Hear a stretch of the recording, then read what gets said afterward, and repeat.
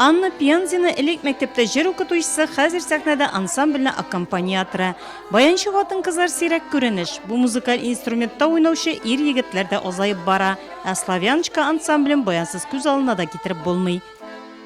Удовольствие какое-то. Күңелгә рәхәтлек аласың, алдан дулкынланасың, сәхнәгә чыгу белән барысы да онытыла. Бу сәхнәне ярату белән аңлатыла. Ансамбльгә төрле яшьтәге хатын-кызлар йөри. Лаеклы ялга чыкканча төрле һөнәр ияләре булсалар да, барысында сәхнәгә мәхәббәт берләштерә. Җырлый башлагач үзебезне яшәреп киткәндәй тоябыз диялар. Мы ходим сюда с удовольствием. Без бирегә рәхәтләнеп йөрибез, халык та яратып килә. Безнең җырларыбызны ошаталар. Без авылларга да йөрибез. Нурлат, Казан сәхнәләрендә чыгыш ясыйбыз.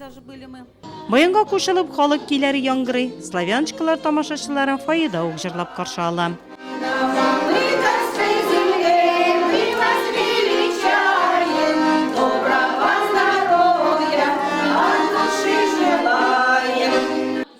Хәзер авылларда мәдәният учаклары сөнеп бара дигән фикер еш ишетелә, әмма Мамык авылына бу бик үк туры килми.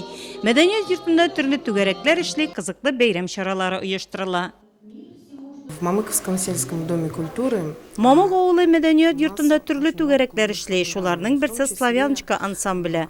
Ул шәһәрдә һәм авылда үткәрелә торган барлык чараларда катнаша. Без шулай ук Казанда үткәрелгән Катков исемендәге 25-нче фестивальдә катнаштык. Анда лауреат булдык.